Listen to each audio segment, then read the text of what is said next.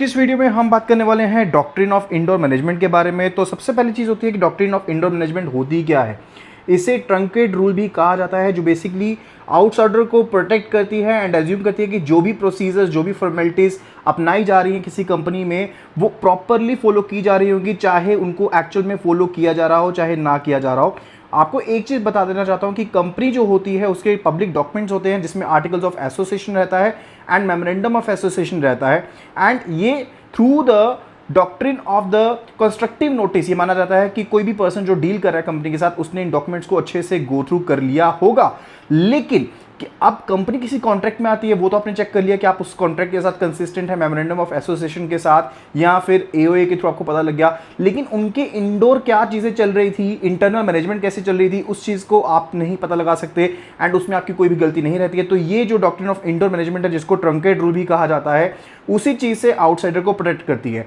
So major objective क्या है कि ये थर्ड पार्टीज को प्रोटेक्ट करती है जो अच्छी गुड फेथ में काम करते हैं, कि इंटरनल रूल्स जो भी चल रहे हो, कोई भी इरेगुलरिटी हो, उससे उनका कोई भी लेना देना नहीं होता है।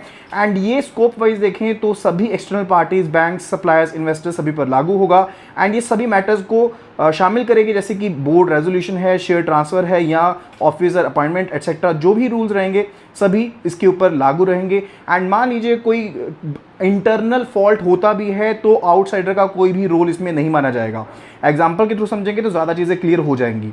अब की प्रिंसिपल की बात करते हैं। सबसे पहली चीज़ है कि थर्ड पार्टी को एंटाइटल रखा जाएगा कि वो पर्सन रिलाई कर सकता है पब्लिक डॉक्यूमेंट के ऊपर। पब्लिक डॉक्यूमेंट कौन से, जैसे मैंने आपको बताया, मेमोरेंडम ऑफ एसोसिएशन है, या फिर आर्टिकल्स ऑफ एसोसिएशन है, या कोई रेजोल्यूशन है, या फिर ऑफिशियल सर्टिफिकेट्स हैं, आप उनके ऊपर रिलाई कर सकते हैं। और आपको इंटरनल वर्किंग कैसी चल रही है, नहीं चल रही है, उसके ऊपर गो थ्रू करने की जरूरत नहीं है। ठीक है। कंडीशन क्या रहेंगी प्रोटेक्शन के लिए, कि आउटसाइडर ने गुड फेथ में कामकाज किया गया हो एंड उन्होंने पब्लिक डॉक्यूमेंट्स के ऊपर रिलाई किया हो, जो कि कंपनी की पावर्स के आधार पर है, कंपनी के चार्टर यानी कि उसके जो कॉन्स्टिट्यूशन है, इंस्टीट्यूशन है, इनकॉर्पोरेशन है, उसके आधार पर है।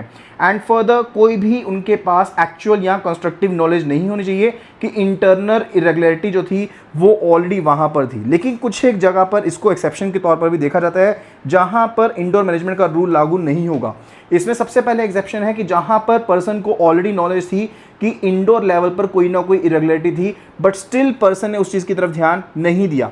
दूसरा रहता है कि जिस डॉक्यूमेंट के ऊपर रिलाय किया गया वो डॉक्यूमेंट जो था वो फोर्ज था, वो एक्चुअल सही डॉक्यूमेंट नहीं था।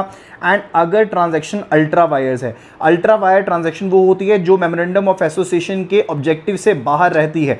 जो मेमोरेंडम ऑफ एसोसिएशन के आधार पर होती हैं उनको इंट्रा वायर्स कहा जाता है, और लेकिन जो आधार के बाहर है यानी कि मेमोरेंडम ऑफ एसोसिएशन के स्कोप के बाहर है, उनको अल्ट्रा वायर कहा जाता है। इसको एग्जांपल के थ्रू समझेंगे तो ज़्यादा बेटर वे में समझ पाएंगे।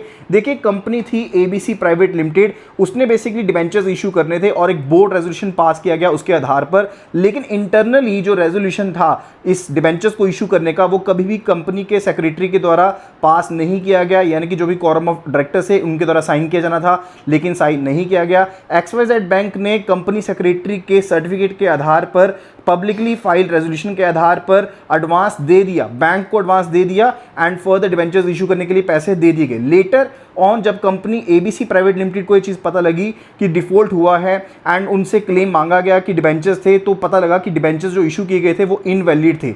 अब बैंक चला गया कोर्ट के पास, कोर्ट में यहाँ पर doctrine of indoor management apply हो गई, जिसपे के तहत कहा गया कि बैंक ने इंटरनल वर्किंग नहीं देखनी थी, क्योंकि वो बैंक का कामकाज नहीं था। बैंक ने जो पब्लिकली फाइल्ड रेजोल्यूशन थे उनके ऊपर भरोसा किया, उन डॉक्यूमेंट्स के ऊपर भरोसा किया। That is particularly related to the doctrine of indoor management, कि जो सामने वाली पार्टी है, आउटसाइडर है, वो इंटरनल क्या वर्किंग चल रही है, नहीं चल रही है, उसके ऊपर ध्यान नहीं देगा, वो पब्लिकली डॉक्यूमेंट्स के ऊपर रिलाई कर सकता है।